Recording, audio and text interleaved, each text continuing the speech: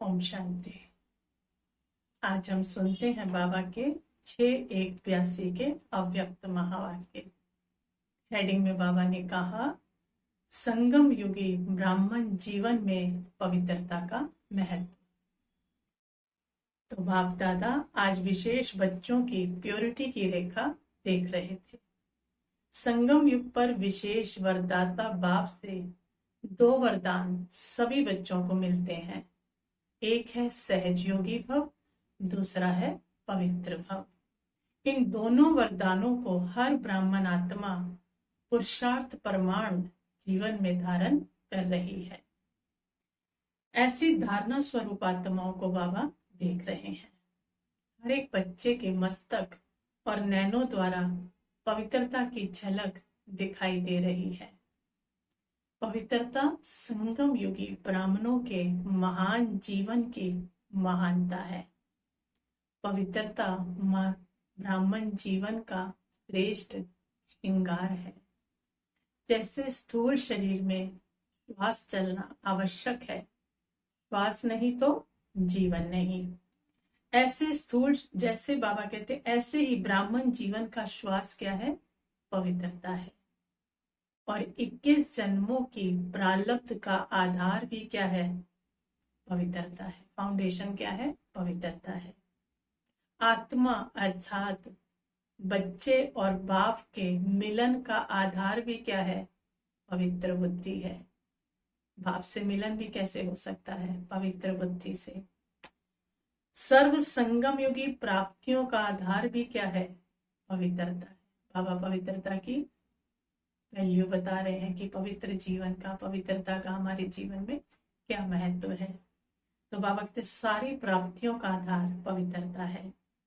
पवित्रता पूज्य पद पाने का आधार है।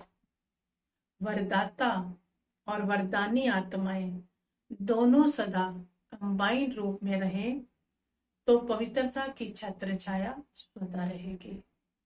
हम बाप के साथ कंबाइंड रहे तो बाबा की छत्र छाया स्वतः रहेगी। क्योंकि जहां सर्वशक्तिवान बाप है वहां अपवित्रता स्वप्न में भी नहीं आ सकती। सदा बाप और आप युगल रूप में रहो, सिंगल नहीं। युगल सिंगल हो जाते हैं तो पवित्रता का सुहाग चला जाता है, नहीं तो पवित्रता का सुहाग और श्रेष्ठ भाग्य सदा आपके हाथ में है। तो बाप को साथ रखना अर्थात अपना सुहाग भाग्य साथ रखना। तो सभी बाप को सदा साथ रखते हो ना? ऐसा अभ्यास है ना? बाबा पूछ रहे हैं। फिर बाबा कहते हैं ऐसे युगल मूर्त के लिए पवित्रता तो अति सहज है। क्योंकि ऐसे के लिए बाबा कहते हैं पवित्रता अति सहज है। पवित्रता ही नेचुरल जीवन बन जाएगी। पवित्र रहूं ये क्वेश्चन ही नहीं, क्योंकि ब्राह्मणों की लाइफ ही पवित्रता है। ब्राह्मण जीवन का जियेदान ही क्या है? पवित्रता है। आदि अनादि स्वरूप ही क्या है? पवित्रता है। जब स्मृति आ गई कि मैं आदि अनादि पवित्र आत्मा हूं, तो स्मृति आना अर्थात पवित्रता की समर्थि आना। जब ये पता लग गया कि आदि संस्कार अर्थात परम धाम का और देवताई स्वरूप दोनों ही क्या है? पवित्र है, तो समर्थि खुद ब खुद आ गई। तो बाबा कहते हैं तो समर्थि स्वरूप, समर्थ स्वरूप आत्माएं तो निजी पवित्र संस्कार वाली निजी संस्कार क्या है? पवित्र है। संग दोष के संस्कार पवित्रता के हैं, ये जो बाद में लगे हैं। तो निजी संस्कारों को इमर्ज करना तो सहज है ना, क्योंकि आदि अनादि संस्कार है हमारे। बाबा कहते वो तो सहज है ना, बस संग दोष के संस्कार इमर्ज करना सहज है, जो बाद में लगे हैं। ब्राह्मण जीवन अर्थात सहज योगी और सदा के लिए पावन। पवित्रता ब्राह्मण जीवन के विशेष जन्म की विशेषता है। पवित्र संकल्प ब्राह्मणों की बुद्धि का भोजन है। पवित्र दृष्टि ब्राह्मणों की आंखों की रोशनी है। पवित्र कर्म ब्राह्मण जीवन का विशेष धंधा है। पवित्र संबंध और संपर्क ब्राह्मण जीवन की मर्यादा है। तो बाबा ने कितना क्लियर किया है ना, ये हमारी मर्यादा है। फिर बाबा कहते ये पवित्रता तो आपके जीवन का वरदान है ना, इसमें मेहनत और हट क्यों? मेहनत और हट क्यों? बाबा कहते अपनी निजी वस्तु है, ये तो मुझे आत्मा का स्वरूप संस्कार है ना। तो बाबा कहते ये तो आपकी निजी वस्तु है, अपनी चीज को अपनाने में मेहनत क्यों है? पराई चीज को अपनाने में मेहनत होती है। पराई चीज अपवित्रता है, ना कि पवित्रता। रावण पराया है, अपना नहीं है। बाप अपना है, रावण पराया है। तो बाप का वरदान पवित्रता है, रावण का श्राप अपवित्रता है।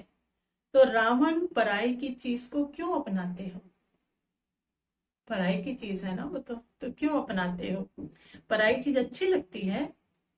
बाबा पूछ रहे हैं। अपनी चीज पर नशा होता है तो सदा स्वस्वरूप पवित्र है। स्वधर्म क्या है हमारा? पवित्रता है। स्वरूप पवित्र है, स्वधर्म पवित्रता है। अर्थात आत्मा की पहली धारणा पवित्रता है। स्वदेश कौन सा है हमारा? पवित्र देश है। परम धाम क्या है? पवित्र देश है। स्वराज्य पवित्र राज्य है। बाबा कहते हैं स्व का यादगार परम पवित्र पूज्य है। स्वदेश भी परम पवित्र है, स्वराज्य भी क्या है? पवित्र राज्य है। और स्व का यादगार भी, जहाँ राज्य करेंगे वो भी तो क्या है? पवित्र दुनिया है ना। और फिर जो यादगार होगा, जो पूजन होगा, वो भी क्या है? परम पवित्र है। कर्मेंद्रियों का अनादि स्वभाव क्या है? सुकर्म है। बस यही सदा स्मृति में रखो तो हठ योग और मेहनत से छूट जाएंगे। बाप दादा बच्चों को मेहनत करते हुए देख नहीं सकते, इसलिए हो ही पवित्र आत्माएं, तो स्वमान में स्थित हो जाओ। स्वमान क्या है? मैं परम पवित्र आत्मा हूं। सदा अपने इस स्वमान के आसन पर स्थित होकर कर्म करो तो सहज वरदानी हो जाएंगे। स्वमान के आगे बाबा कहते हैं देह अभिमान आ नहीं सकता। स्वमान है तो देह अभिमान नहीं है। फिर बाबा ने कहा सदा सेवा के क्षेत्र में अपने को मास्टर सर्वशक्तिवान समझकर सेवा करेंगे तो सेवा में सफलता हुई पड़ी है। क्योंकि वर्तमान समय की सेवा में सफलता का विशेष साधन है वृत्ति से वायुमंडल बनाना। वृत्ति से आजकल की आत्माओं को अपनी मेहनत से आगे बढ़ना मुश्किल है, इसलिए अपने वाइब्रेशन द्वारा वायुमंडल ऐसा पावरफुल बनाओ जो आत्माएं स्वतः आकर्षित होकर आ जाएं, वायुमंडल से ही खिंचाएं। और वो किससे बनेगा? वृत्ति से। तो बाबा कहते हैं ऐसा वायुमंडल बनाना है। फिर बाबा ने कहा बाप दादा खुश नसीब बच्चों को देख हर्षित होते हैं। हर एक रूहे गुलाब है।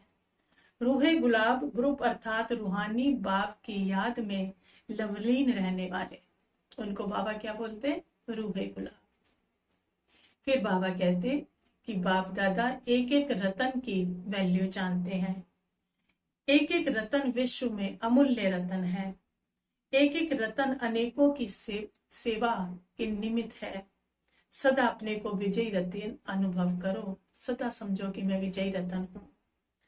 सदा अपने मस्तक पर विजय का तिलक लगा हुआ हो, क्योंकि जब बाप के बन गए तो विजय हमारा जन्म सिद्ध अधिकार है। इसलिए यादगार ही हमारी विजय माला गाई और पूजी जाती है। फिर बाबा ने कहा संगम युग पर ही सर्व अनुभवी मूर्त बन सकते हो। तो संगम युग कोई विशेषता है, उसको जरूर अनुभव करना चाहिए ना। शक्तियां और दुगुण दोनों ही बड़े खजाने हैं। तो कितने खजानों के मालिक बन गए हो? बाप दादा तो सर्व खजाने बच्चों को देने के लिए ही आए हैं। जितना चाहे उतना ले सकते हो। तो सागर अर्थात अथाह जो घुटने वाला नहीं है। तो मास्टर सागर बने हो, क्योंकि बाबा ने तो कोई रोक टोक नहीं लगाई है। फिर बाबा कहते हर एक अपने को सूर्यवंशी आत्मा समझते हो। पहले राज्य में आएंगे या दूसरे नंबर के राज्य में आएंगे? बाबा पूछ रहे हैं। फर्स्ट राज्य में आने का एक ही पुरुषार्थ है, वो कौन सा है? एक ही पुरुषार्थ है। बाबा ने कहा सदा एक की याद में रहकर एक रस अवस्था बनाओ तो वन वन और वन में आ जाएंगे। सदा एक की याद में रहकर एक रस अवस्था बनाओ तो वन वन वन में आ जाएंगे। तो कितना सहज पुरुषार्थ बताया है बाबा ने। अच्छा, ओम शांति।